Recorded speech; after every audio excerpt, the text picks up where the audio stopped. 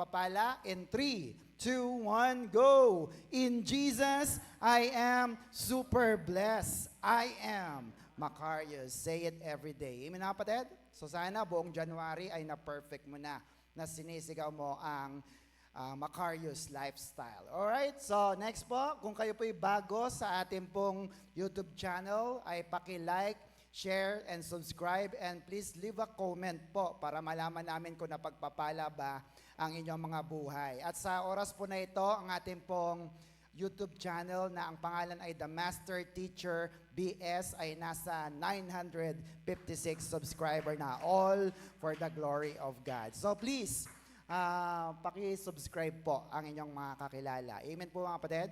Thank you also for watching sa mga nakasubscribe na po. So let's begin enjoying life under God's authority, part 11. So, ang una natin laging tinatanong, what comes in your mind pag narinig mong salitang authority? Sabi nga natin authority. Yan. It means kapangyarihan, ba? Namumuno, karapatan, or batas. At kapag sumusunod ka, syempre, ikaw ay kakampi mo ang authority. Pero pag lumalabag ka naman, they will punish you. Palo ang ibibigay sa iyo. Can I hear amen? So we also have to submit to the authorities. And there are 3 channels of authority. Ayan, nilagay ko na for your benefit. First is the government. Second is home. And the third is the church. So itong tatlo na ito, dapat ay nagpapasakop tayo sa lahat ng namumuno. Dapat sumusunod po tayo, huwag pasaway. Sapagat pag ikaw ay sumusunod, kakampi mo ang lahat ng authorities. Can I hear amen? Amen po mga kapatid. So the basic proposition we have is we can enjoy life under God's authority. Hindi po killjoy ang Diyos. Pag ikaw ay nag-church, ikaw ay nakakakilala sa Diyos ng buhay, mag-i-enjoy ka sa iyong buhay. Amen? Our proposition number 3, dito tayo natapos, we are commanded, next po, to do it, ano daw? God's way. No? Inutusan tayo na gawin ang mga bagay-bagay God's way or patungkol sa Diyos. Bakit? Next po ulit, doing it my way instead of God's way is what? Very dangerous. Delikado po yan. Bakit ulit? Because my way or man's way is the wrong way. Maling daan yan. And God's way is the right way. Amen po ba? So kung hindi kayo naniniwala, let me give you a proof. Proverbs 14 verse 12. Sabi diyan, there is a way that seems right to a man, but in the end, what? It leads to death or kapahamakan. So nakita na natin yan. Kaya dapat nagtitiwala tayo at nagpapasakop sa Diyos. Amen? Amen. So let's go back to the story of Cain and Abel and see the error of Cain's way and its consequences. Letter A, review tayo ulit. The wrong way of salvation. Tatanungin ko kayo ulit, dapat po ba ay tama ang paraan ng ating kaligtasan? Dapat po ba? Yes, napakahalaga na right way ang ating salvation because pag right ang iyong kaligtasan, it is the true salvation. Pag totoo ang iyong kaligtasan, matatanggap mo ang buhay na walang hanggan at langit ka. Amen po ba mga kapatid? Amen. At ang turo natin sa ating church na kaligtasan ay the doctrine of salvation through Jesus Christ. No? It is called the soteriology study.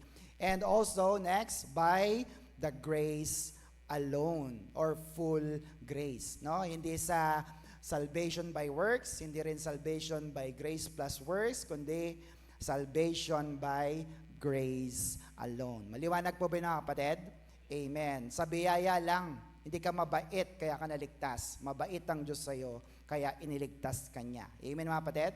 Pag mali ang turo natin sa kaligtasan, delikado. Bakit? Kaluluwa mo ang nakataya dyan.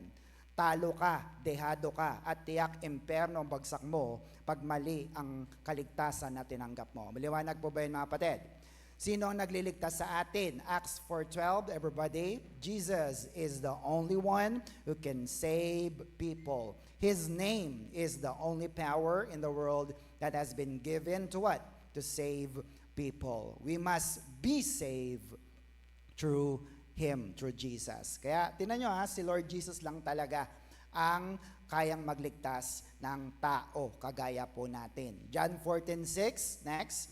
Jesus answered, I am the way, ano pa? The truth and the life. No one comes to the Father except through Jesus. Amen? Walang makakapunta sa Ama, sa langit, no? Kung hindi dadaan kay Jesus Christ. Maliwanag po ba yan? So, iwan na natin yon. Letter B, what is the wrong way of Cain's way? Wrong way of, everybody, worship. Sino po sa inyo ang nag-worship kanina? Pumalakpak nga po ng malakas sa Diyos. Woo! No? So, ang tanong ko dyan ay, dapat ba tama ang paraan ng ating pagsamba? Dapat po ba? Yes. Bakit? Napakalaga po na right way of worship sapagkat nung nagbigay si Abel ng tamang pagsamba, God was pleased. Nalugod ang Diyos sa worship or offering ni Abel. And we know that if your worship is real and true, you will reap a reward and blessing. Tama mga kapatid? Amen po ba?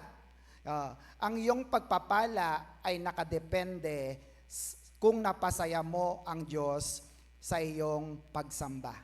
Amen po ba mga kapatid? Sa tingin mo kanina, napasaya mo ba ang Diyos sa iyong pagsamba?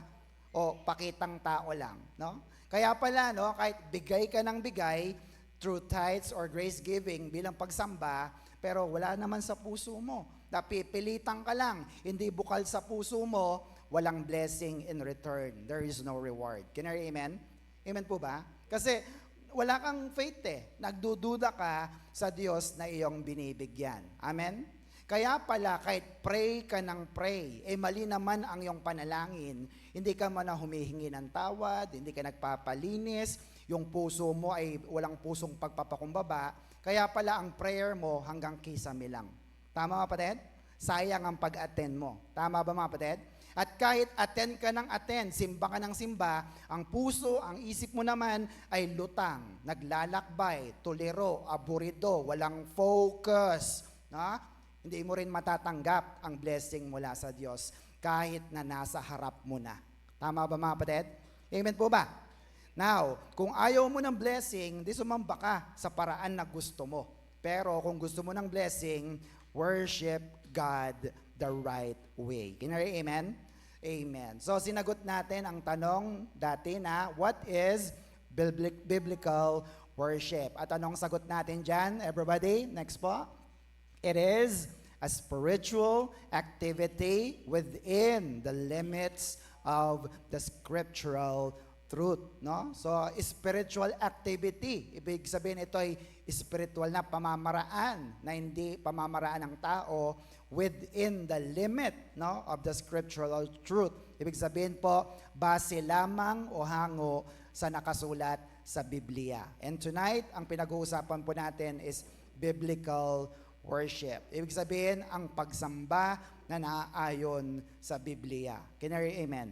Amen. So, ang pagsamba na ito ay God's way at hindi po yung nakagawian na ng mga tao na tinatawag nating my way or man's way. At ito po mismo ang itinuro ng ating Panginoong Yesus na tamang pagsamba. John chapter 4 verse 24. Sabi diyan, God is Spirit and those who worship Him must what? Must worship in spirit and truth. No? So sabi diyan, God is Spirit. Anong ibig sabihin pag Spirito? Nakikita ba? Tayo ay sumasamba sa Diyos na hindi nakikita.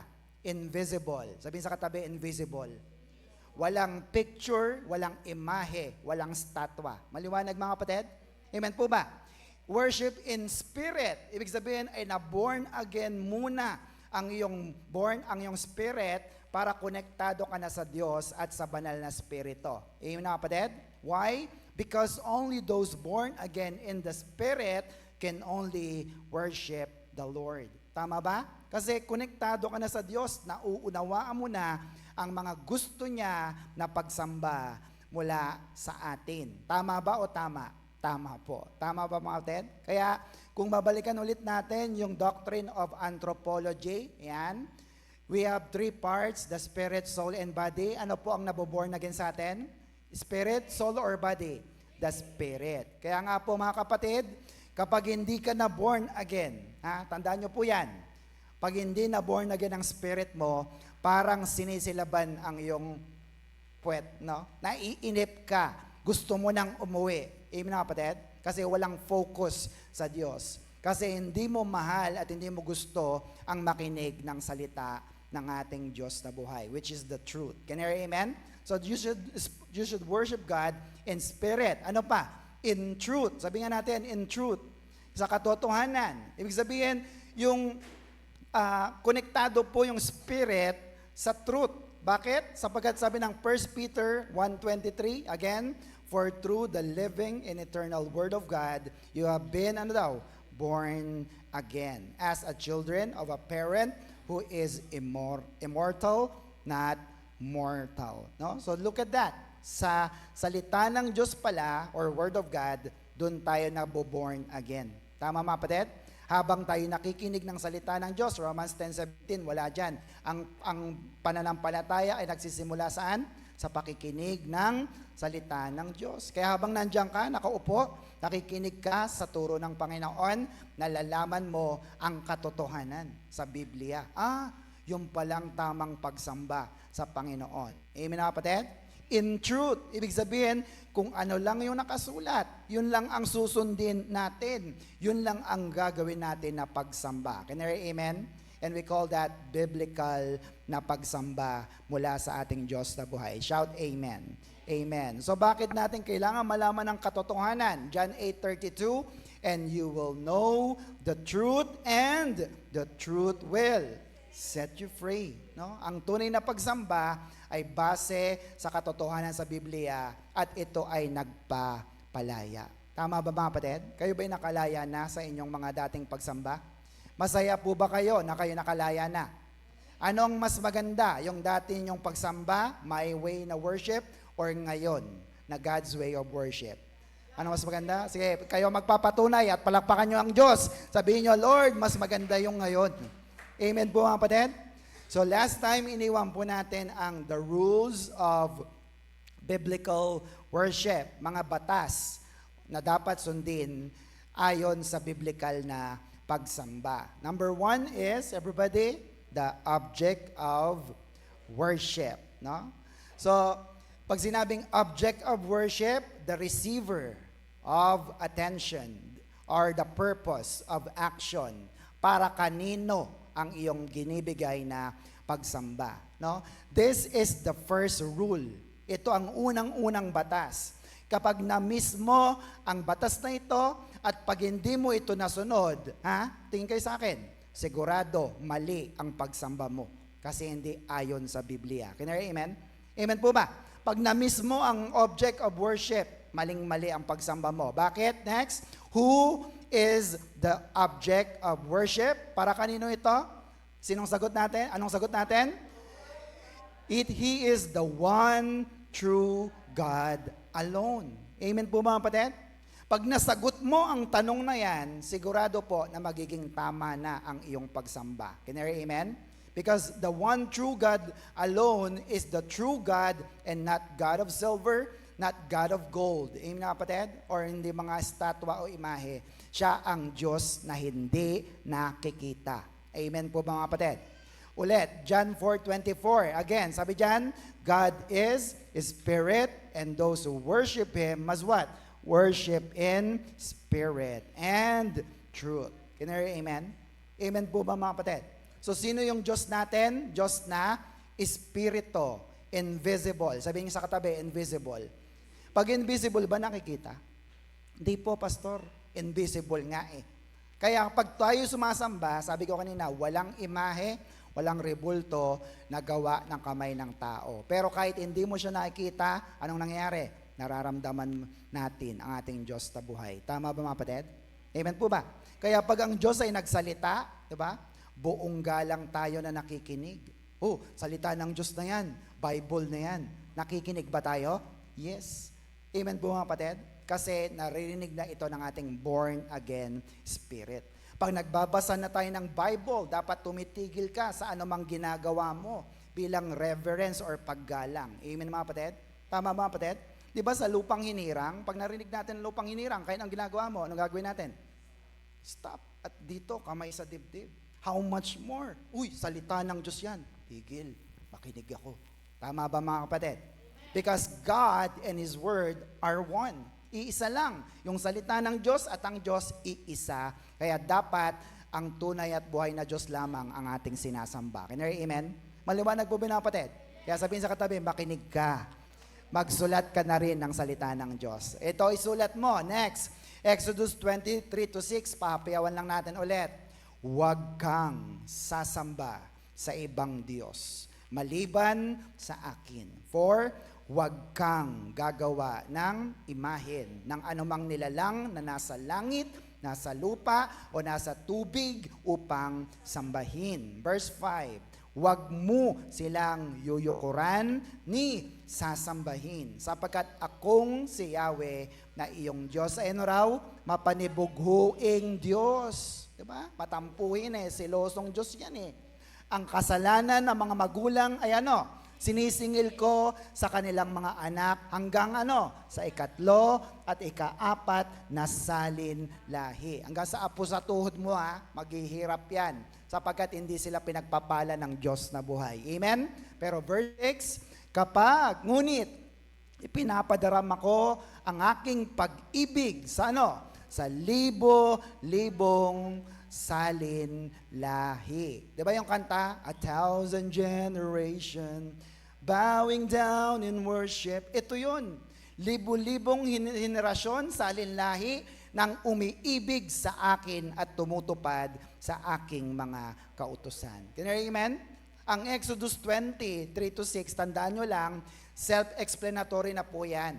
Tama ba mga kapatid? Malinaw naman na nakasulat, huwag kang gagawa ng imahen. Huwag kang gagawa ng rebulto para sambahin. Ginari, amen? Maliwanag po ba yung mga kapatid? Amen. Next, the object of biblical worship is not to any idols or images. Amen po mga kapatid? So hindi ito para sa mga imahe or rebulto ayon sa Biblia. Tama ba mga kapatid? Tama po ba? Bakit nga hindi dapat natin sambahin yung mga imahe o rebulto? Basahin natin. Psalms 115:3-5. Wala yan nung nakaraan. Look at this. But our God, yung Diyos natin, is what? Is in heaven. Nasa langit. He does whatever He pleases. For their idols are. Ang kanilang Diyos naman, their idols are silver and gold and the work of man's hand. Look at the comparison. Ang Diyos natin nasa langit. Ano bang langit? Mataas. So mas mataas ang Diyos. Tama mga kapatid? Ang kanila nasaan? Nasa lupa, gawa ng tao.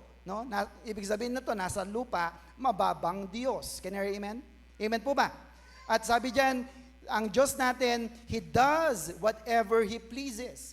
Ginagawa niya kung anong gusto niya. Bakit kaya niya nagagawa kung anong gusto niya? Kasi buhay ang Diyos natin. Tama ba mga kapatid? Amen po ba mga kapatid? Amen. So that's the big difference na nakikita natin. Pero yung sa kanila naman ay gawa ng tao. Tama ba mga kapatid? Kumbaga, ang Diyos natin, ang Diyos ang gumawa sa tao, pero sila, yung tao, ang gumawa sa Diyos nila. You get that mga kapatid? Big difference. Amen mga kapatid? Kaya masaya ka ba? Sumasamba ka sa tunay na Diyos ngayon? Amen. Sige, palakpakan natin ang Diyos. Verse 5, tingnan nyo, kagulat-gulat. They have mouth, but they don't speak. Eyes they have, but they don't see. They have ears, but they do not hear.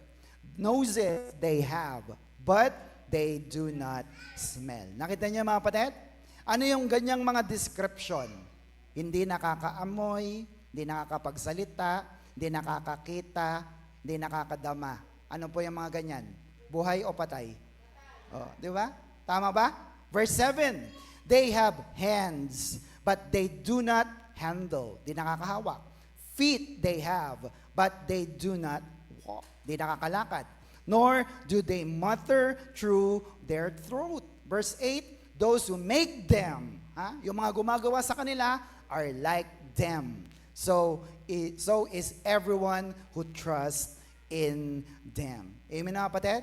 Nakita nyo yan? Sabi ang matindi dyan, those who make them, yung gumagawa sa kanila, are like them. Kagaya na nila. Kung sino ang iyong sinasamba, yun din ang nagiging kamukha mo. Tama mga kapatid? Ano yung mga kanina? Yung hindi nakakadinig, hindi nakakakita, hindi nakakaamoy. Ano yon? Buhay o patay? O, kaya yung mga sumasamba sa ganong Diyos, nagiging kamukha nila. Mukha na ring patay. Can I hear amen? Amen po mga kapatid? Amen po ba? So they don't speak, they don't see, they don't hear, they do not smell, they do not handle, they cannot even make sound with their throat. Pinag-aaralan ko, bakit nga ba nagkakaroon ng boses o tunog ang ating bibig o lalamunan? Bakit? Kasi may air, may hangin na lumalabas. Ibig sabihin, pag may hangin na lumalabas, buhay ang Diyos na yan. Bakit? Nagsasalita siya. Can you hear amen? Amen na kapatid? Yung Diyos na yung iba, Diyos ko, sagutin mo naman ako. Sasagot ba? Meron ba lang bang ganon? Magulat ka pag may ganon, takbo ka na. Tama mga kapatid? Are you with me? So, last time I gave you the picture and you decide. Next, is this man's way or God's way of worship? Look at that. Is it God's way or man's way? Man's way. Tama mga kapatid? Kasi malinaw naman na sinabi ng Diyos sa 10 utos, unang utos at sa ikalawang utos pa lang. Ano yung sabi doon? Tagalog huwag sasamba sa ibang Diyos. So, isa lang ang Diyos, hindi nakikitang Diyos. At huwag gagawa ng imahe o ribulto. So, definitely, that one is not the biblical way. Can you hear amen? Amen po mga kapatid. Kaya, bakit ba natin ito sinasabi? Bakit ba ito nakikita online? Hindi po para saktan ang kanilang mga damdamin. Sinasabi natin ito para makatulong. Sabi sa katabi, para makatulong. Kasi mahal din sila ng Diyos. Amen mga kapatid? So our mission sa ating church ngayon ay next, to save one soul for Jesus. Magdala ka ng kaluluwa sa church para malaman nila, marinig nila ang katotohanan. Sa pagkasabi, you shall know the truth and the truth will set you free. Makakalaya lang sila pag nakarinig sila ng salita ng Diyos at pag sila'y nakalaya, makakasamba na sila sa Diyos na buhay na nagpapala sa lahat ng kanyang nilikha. Shout amen. Palapakan natin ating Diyos na buhay. Are you still with me? Okay, next. The object of biblical worship is not to idols or images, not even to, not even to any creature or the nature. No? Isa-isahin natin. Not to any creature. Hindi sa tao, hindi sa hayop. Or nature. No? Hindi sa pagsamba sa araw, sa buwan, sa stars, sa mga puno. Hindi sa nature. No? At madami po ang gumagawa nito, kaya marami po ang nadaraya o naloloko. Tama ba mga kapatid? Kaya hindi po Diyos na buhay ang sinasamba nila, kundi ang sinasamba nila ay tao na o yung leader na ng kanilang samahan. At dahil hindi sila nagbabasa ng Biblia, amen lang sila ng amen. Pag sinabi ng leader nila, ibenta ninyo ang inyong mga lupa, dalhin nyo sa church ang napagbentahan. Sabi ng membro, amen. Amen na lang ng amen. Kung ano ang sinabi ng leader, yun na lang kasi nabubulagan sila ni Satanas. Can you hear amen? At dahil doon, dito nabubuo ang mga grupo ng next, kulto. Sabi mo nga, kulto. Amen mga kapatid? And definitely, ang pagsambang kulto ay my way na pagsamba. It is not God's way. Kaya mali po ito. Tama ba mga kapatid? And according to my research, marami-rami po pala ang mga kultong pagsamba o grupo dito sa Pilipinas. I-google nyo na lang, ang i-type nyo ay cults in the Philippines. Yan, cults, C-U-L-T-S in the Philippines. At alam nyo, nagulat ako. Lalabas dyan sa listahan ang iba't ibang samahan or religious group na kulto pala. So be aware of that. Can you hear amen? Kayo na lang ang mag-search niyan. So ano ba ang karakteristik or ugali ng mga kulto? Number 1 is charismatic. leadership. Ibig sabihin, sobra silang sampalataya doon sa kanilang leader. Kung anong sinabi, yun na. Parang salita na ng Diyos at siya na ang Diyos. Tama mga kapatid? E di bagsak agad kasi ang Diyos natin ay Diyos na hindi nakikita. Tama ba mga kapatid? So, yan po yon. Number 2 is exclusivist doctrine. Ibig sabihin po, nagtuturo sila ng mga false doctrine, false teaching, no? Kaya hindi po kaya ang mga membro po nila ay naliligaw din ng landas. Are you with me mga kapatid? Also, number 3 is social vulnerability. Ibig sabihin po nito, sense of belonging. May mga tao kasi na ayaw sa church, ayaw din sa ganitong grupo, tapos pag may nakita silang grupo na, gusto ko yan. Puro sila nakaputi, gusto ko yan. So pumunta siya doon kasi meron siyang sense of belonging. Can you hear amen? So nangyayari po yan. And number 4 is, look at that, political influence. No? Sila po'y involved sa politics at baka tumakbo pa yan sa politika for more power and more money. Now, ang tanong ay, bakit mali ang pagsambang kulto? Bakit nga po ba? Sapagkat tao na, sabi mo tao na, ang nasusunod, hindi na ang Diyos. At isinasaksak na nila sa isip ng mga tao na ang kaligtasan mo, ang salvation mo, maliligtas ka by works. Ibig sabihin niyan ano? Paghihirapan mo, dapat may sakripisyo ka. Anong sakripisyo mo? Magdala ka ng pera, ihain mo ang iyong katawan, kahit ang iyong buhay. Bakit? It is all because they teach man-made teaching.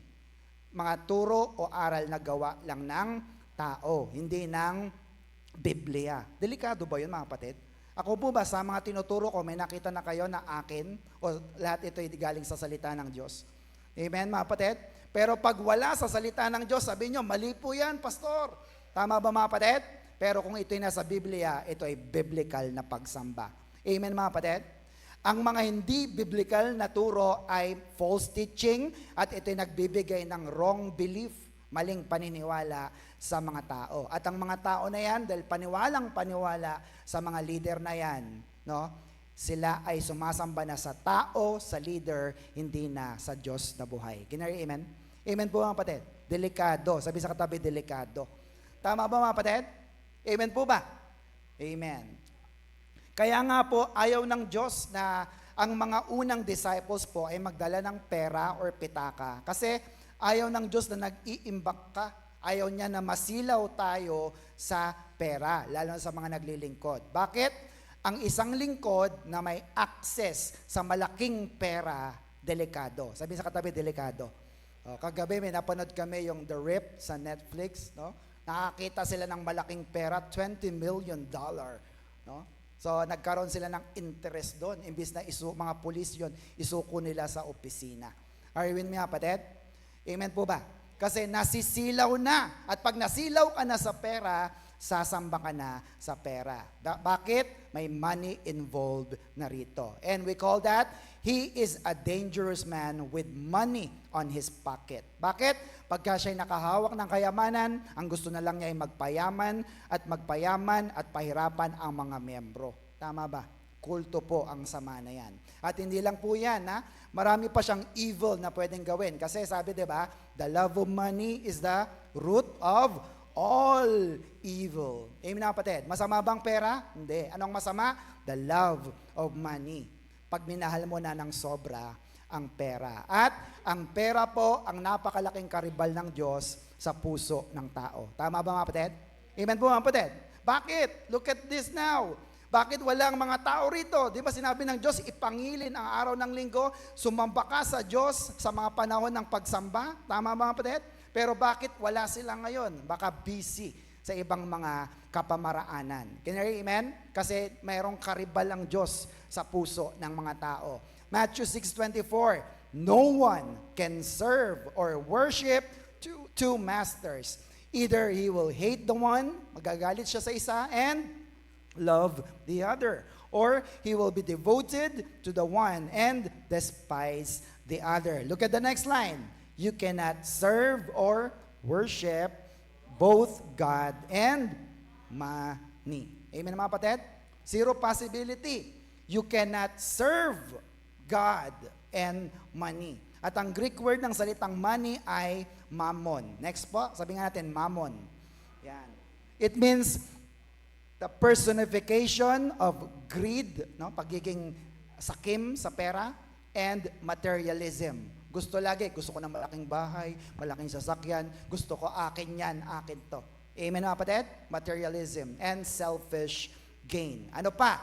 A false idol competing with God. Isang Diyos-Diyosan na nakikipagkompetensya sa Diyos. Best understood as the spiritual concept of money and materialism. What else?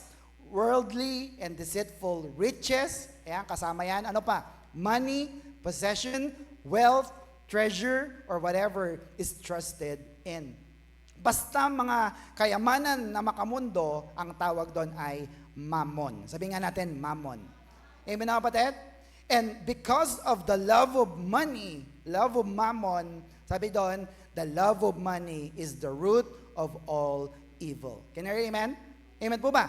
Root, ugat ng lahat ng mga kasamaan. So, they might, yung mga humahawak ng pera na yan, na leader, they might commit murder, rape, abuse, suhol, bribe, threats, because they have unlimited resources and power. Amen na kapatid? Because money is power. Tama mga kapatid? Kaya ka nakakagawa ng mga bagay-bagay kasi ang kapangyarihan mo ay ang pera. Now, pag may pera ka, can you control people? Yes. Can you control a church? Yes. Can you control a community or group of people? Yes. Amen na kapatid? And also, money is also a God, Diyos para sa marami. Bakit Diyos nila ang pera? Kasi ang sinusunod na nila ay ang Diyos, hindi na ang buhay na Diyos. Can you hear amen? Amen ba mga kapatid? Does that make sense? Nandiyan pa po ba kayo? Amen? Pero pansinin po ninyo, lahat ng mga leader na yan, mapa-local man o abroad, iisa lang ang kwento ng kanilang pagbagsak. Ano po ang kanilang lahat na kinabagsakan? Pera. Tama ba mga kapatid? Amen? So, they face the authority and the government authorities because they face the consequences of their wrong action. Tama mga kapatid? Nasilaw kasi sa pera. So, look at this. Brothers and sisters, you cannot serve both God and money. Tandaan nyo po yan. Hindi nyo kayang paglingkuran ng sabay o sambahin ng sabay ang Diyos at ang pera. Mamimili ka palagi.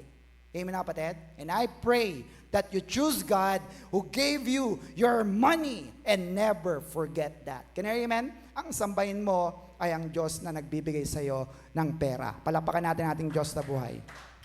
Are you still with me mga kapatid? Amen. So hindi na issue sa atin pag linggo ha. Magcha-church ba ako? Magcha-church ba kayo? Hindi. Magcha-church ako. Kasi I love God more than money. Can you hear amen? Amen. Next, biblical worship. Pakibasa. Biblical worship is submitting under the authority of God and doing it God's way. Amen mga kapatid? No, nagpapasakop ka sa tunay na Diyos kasi kilala mo na yung Diyos na yan. Ang Diyos mo ba ay makapangyarihan? Ang Diyos mo ba ay banal? Ang Diyos mo ba ay selosong Diyos? Ang Diyos mo ba ay nagpapagaling? Ang Diyos mo ba ay nagpapayaman? Oh, kaya huwag kang mag-alala. Yung Diyos ng 2025 ay Diyos din ng 2026, 2027, at maraming taon pa. Kayang-kaya kanyang payamanin kahit ngayong taon na ito. Can you hear amen?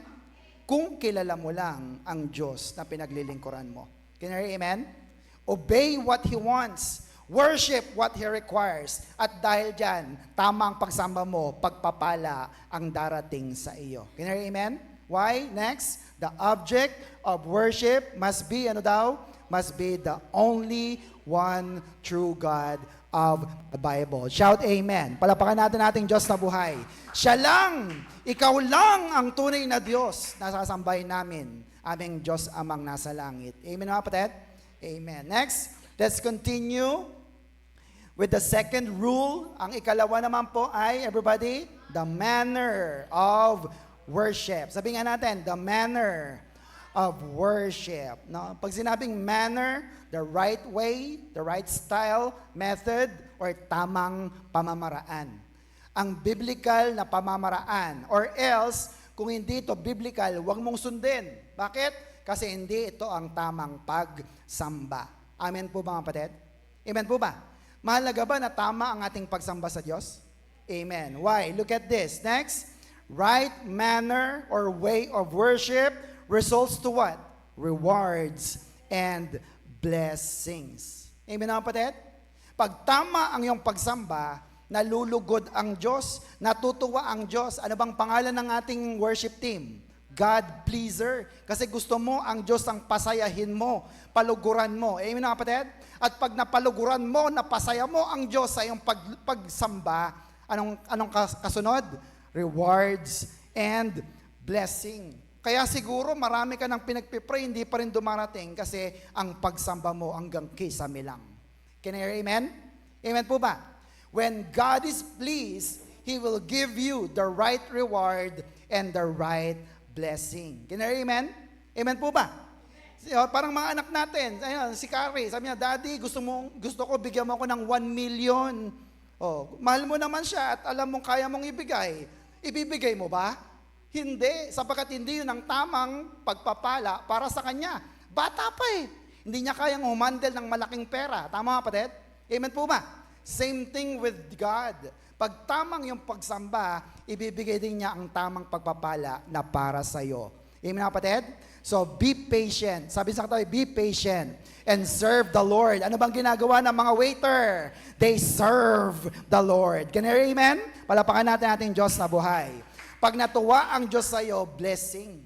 Pero pag hindi natuwa ang Diyos sa iyong pagsamba, no blessing. Maliwanag po ba yun, kapatid? Amen? Why? Next, the most important manner of worship is what? Everybody?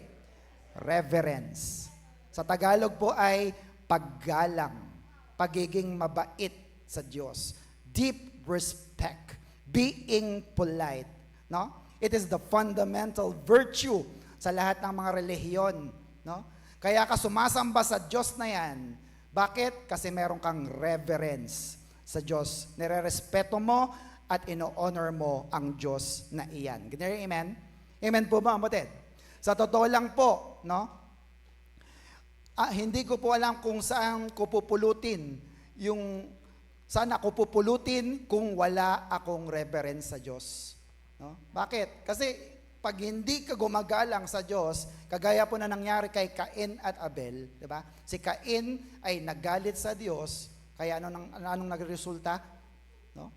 Siya rin po ay hindi nalugod ang Diyos sa kanyang pagsamba. Tama ba mga kapatid? Genesis 4:5, but he did not accept Cain and his gift, so Cain became very angry and felt rejected. Look at that. So, question, how did Cain respond to God's rejection? Paano nag-respond si Cain sa rejection ng Diyos? Anong sagot natin? Everybody, he is very angry. Hindi lang galit very angry. At dahil doon, nagalit siya sa Diyos, ano nangyari? Nawala ang reverence niya. Nawala ang paggalang niya sa Diyos. Tama mga kapatid? Pag may hiningi ka sa Diyos, di binigay, nagagalit ka ba sa Diyos? Nawawala ang iyong reverence or paggalang. Tama mga kapatid? Pero look at this. Next, how did God respond to Cain's anger? No? Si Lord naman, paano siya tumugon sa galit ni Cain? Nagalit din ba ang Diyos? Nagalit din po ang Diyos. Now, dito ako namangha at lalong bumilib sa Diyos na pinaglilingkuran natin. Bakit? Kasi kung ikaw yun na tao lang, ikaw ang pinaka-boss, tapos biglang nagalit sa'yo yung mga tauhan. Di ba? Gusto mong pagalitan, gusto mong saktan. Tama mga kapatid? Pero ang Diyos hindi nagalit kay Cain. Can you hear amen? Anong sabi niya? Genesis 4:6-7. Everybody? Why are you so angry? The Lord asked him. Why do you look so dejected? 7, you will be accepted if you respond in the right way. But if you refuse to respond correctly, then watch out. Sin is waiting to attack and destroy you, and you must subdue it. No? So, ito ang Diyos ng Biblia. Look at that. Kahit medyo parang nabastos na ni Cain, wala nang galang si Cain, nagkasala na siya, pero hindi kanya lalayuan at hindi kanya kagagalitan. Yan ang Diyos natin. Amen, kapatid? Bagkos lalapitan ka pa niya, iniwan niya ang langit para yakapin ang ating karumihan. Ganyan, amen? Palapakan nga natin ating Diyos na buhay. Kung mali man na nagawa ni Cain, pwede pa rin namang tanggapin ng Diyos ang kanyang offering bilang thank you offering or peace offering. Kaya lang, dahil nawalan na siya ng galang, walang respeto, nagkasala na siya. Amen na kapatid. Kayo po ba, may galang po ba tayo sa Diyos? Parang dito sa church ngayon, kapag may service, ang ilan po ay natutulog. Akala mo ay nagko-concentrate at nakikinig. Yung pala, tulog na. Ang iba ay, akala mo, nag-notes, yung pala ay nag-FB. Oh. Yung iba po ay lutang ang isip. No? Ang iba po ay nagbibigay nga, pero pagdating sa basket, tira-tira. Now, tatanungin ko kayo, matutuwa bang Diyos sa ganyang pagsamba? Sabihin sa katabi, reverence. Respeto o paggalang sa Diyos. Can you hear amen? Amen po ba? Saan bang tulugan? Sa kwarto. Pero ang matulog sa loob ng iglesia ay hindi katanggap-tanggap sa Diyos na buhay. Can you hear amen? Pumalakpak nga po ang hindi tulog. Yan. Salamat. Sa original King James Version, look at this. Genesis 4:7, sabi rito kay Cain, if you do well, kung okay saan ang ginawa mo, you will not be, if you do well, will you not be accepted? And if you, Cain, do not do well, sin lies at the door. No? Ang phrase po na sin lies at the door, may malalim pong kahulugan yan. Kasi si Cain na hindi naging magandang kanyang ginawa, Cain do not do well, making him a sinner, kailangan niya ngayon ng sin offering. Sabi nga natin, sin. Yan. Ang Hebrew word ng salitang sin, in a deeper study, ay kasing kahulugan din ng, next po, sin offering. Kaya pag may nabasa kang sin sa Genesis, at ito'y kahulugan din ng sin offering, ang translation po niyan ay kata. Sabi nga natin kata. Yan. It means to sin, to miss, to go wrong, or to incur guilt. Sa Tagalog ay magkasala. Now, para maintindihan natin, no, bakit pareho yung sin tsaka sin offering? But isa lang ang translation, kata. Bakit? Sapagkat nais ng Diyos na maintindihan ng mga tao noon na kapag nagkasala ka, you have sin, meron ka rin dapat sin offering. You get that, mga kapatid? Nagkasala ka, dapat may dala kang handog na alay. Automatic yon. Sabi sa katabi, automatic yon. Kata. Amen, mga kapatid? Amen po ba? So, ang ibig sabihin pala ng sin lies at the door ay sin offering lies at the door. Ibig sabihin ganito, o Cain, dahil nagkasala ka, nagkamali ka sa akin bilang Diyos, may ibinigay naman akong sin offering nandun din sa pinto. Kunin mo ito at iyon ang iyong ialay para ang maling pagsamba mo ay maging tama na dahil sa alay na iyon. Can you hear amen? Amen po ba? Sige, palapakan natin ang Diyos na buhay. Hallelujah! Praise the Lord, brothers and sisters. Look at that. Kasabay ng kasalanan ni Cain at ng mga tao, kasunod kagad nun ay ang sin offering, kata na ino-offer ng Diyos sa lahat ng mga tao. Bakit? Para mapatawad ang ating mga kakulangan. Amen, mga kapatid? Do you get that, mga kapatid? Amen? Dahil nagkasala si Cain, agad may inihain ang Diyos na sin offering. Pambayad o pampalubag loob para sa Diyos. Take note, ang sin offering ang mas lalong nagdidiin sa mga pagkakamali ng tao. Tama, mga kapatid? Kasi ganito yon. Pag may dala kang alay, guilty ka. Amen, mga kapatid? Pag may alay ka, punta ka sa templo, guilty ka. Let me give you an example. Parang sa mga mister, no? Mga mister, pag may dalang flowers si mister, o kaya mga pasalubong, tapos binigay kay Mrs. Masaya si Mrs. bigla. Tapos bigla niya napaisip, may kasalanan ka, no? Tama, mga kapatid? Sa mga anak, sa mga anak naman, no? Pag yung anak natin, aba, sobrang sipag. Ang bait. Ang lambing. Sasabihin ni nanay, tatay, may kailangan ka, no? Tama mga kapatid? Ganyan din. Pag meron kang sin offering, automatic alam nila meron silang kasalanan. But look at that. Yung sin offering na yon, ang siya ring tanging daan para mapatawad ang lahat ng kanilang mga kasalanan. Amen na kapatid? Amen po ba? Kaya take note, malinaw naman po, nagkamali si Cain, no? Pero ayos na sana kung nagpa-under siya sa authority ng Diyos. Kaso hindi eh. Naggalit siya, nawalan siya ng respeto sa Diyos. Ibis na kausapin niya mismo ang Diyos ng may paggalang, nagalit siya kasi tao siya. Ano ba ibig sabihin ng tao? Tao ay tigas ang olo. Tao. Tama ba, kapatid? Hindi siya nagpa-under sa Diyos. Now, next, malapit na po tayo. When you live under your own way, your own manner, your methods, paraan mo, technique mo, performance mo, anong mangyayari? You will be filled with hate. No? Mapapagod ka kasi. Maiinis ka. Magagalit ka. Bakit? Kasi nagsakripisyo ka na, hindi pa napansin ang effort mo, yung sacrifice mo. Can you hear amen? Amen po mga kapatid? Yan, pag man's way ang ginagawa mong pagsamba. Grabe, paus na ako. Yung mga tao parang hindi pa rin umiiyak ka. Parang hindi pa rin natataas ang kamay. Kasi man's way. Tama mga kapatid? But look at the contrast. However, Christ's way is filled with love. Anong love na yon? Agape. It is the complete opposite. No? Magkaibang magkaiba. Kaya pag sumasamba ka sa parang gusto mo, mapapagod ka at magagalit ka, mapupuno ng galit ang puso mo if you're not appreciated. Pero pag ang pagsamba mo ay pagsamba kay Kristo, mapupuno ng pag-ibig ang iyong puso. Shout amen. Palapakan natin ang ating Diyos na buhay. So, tatanungin ko po kayo, bakit hindi nagalit ang Diyos kay Cain? Bakit po? Bakit kaya? Kasi ang Diyos na mismo ang nagbigay ng sin offering. Amen na kapatid? Tama ba? Bakit ba ako magagalit? Binigay ko na rin ang solusyon sa aking galit. Tama mga kapatid? Amen po ba? Does this sound familiar? No? The story of Abraham, di ba? Nung inalay niya si Isaac, nag-provide ba ang Diyos ng tupa? Sinong pinatay? Yung tupa ba o si Isaac? Yung tupa na. At sa story ni Jesus, sinong namatay? Tayo ba o si Jesus? Si Jesus. Amen na kapatid?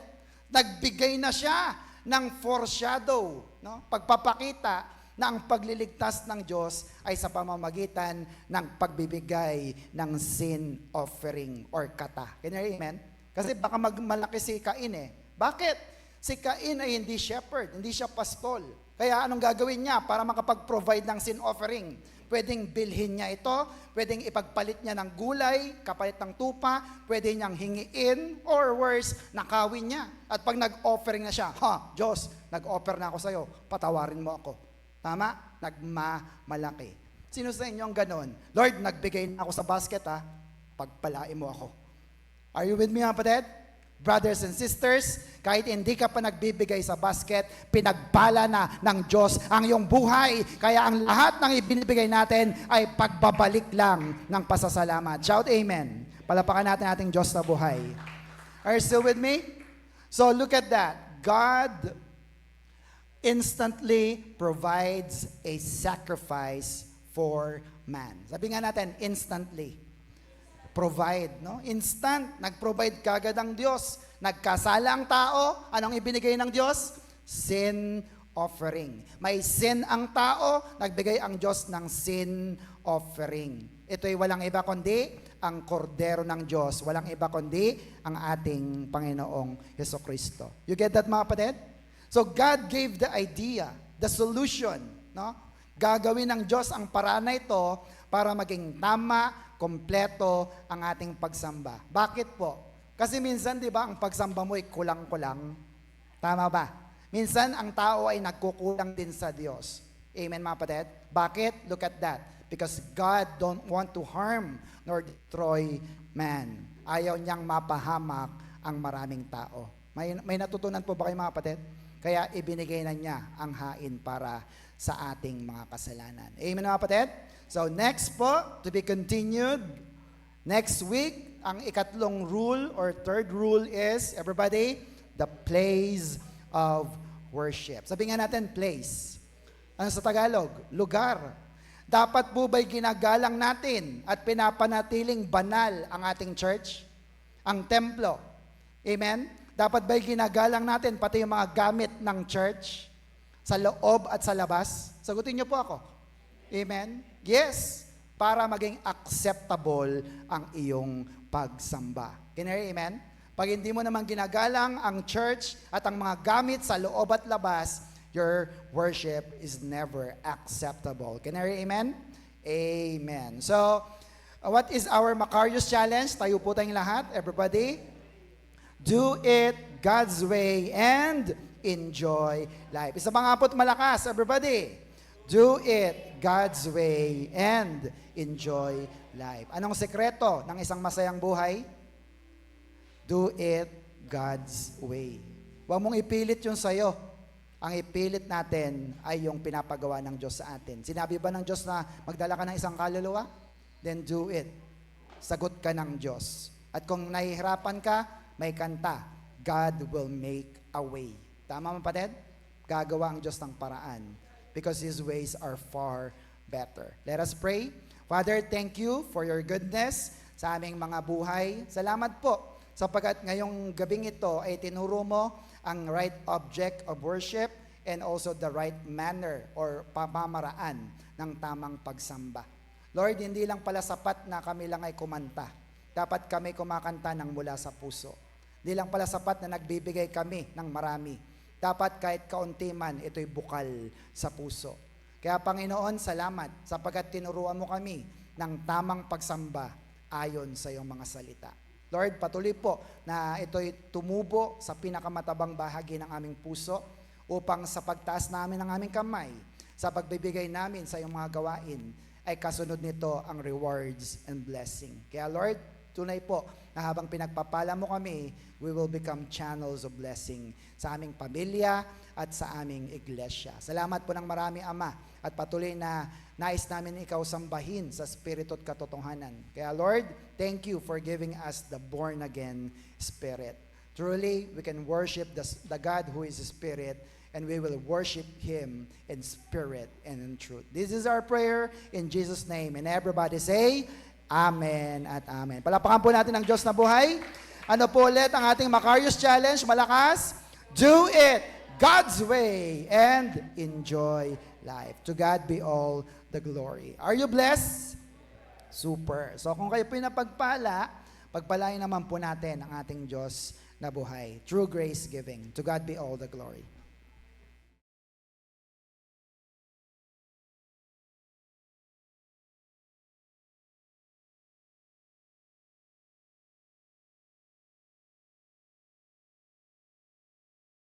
Go!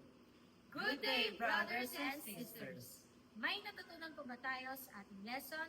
If yes, ilagay sa comment section. At kung nagustuhan mo ang video na ito, you can find more of this on our YouTube channel, The Master Teacher BS. You can like, share, and subscribe. See you in our next video. Stay Macarius! Bye!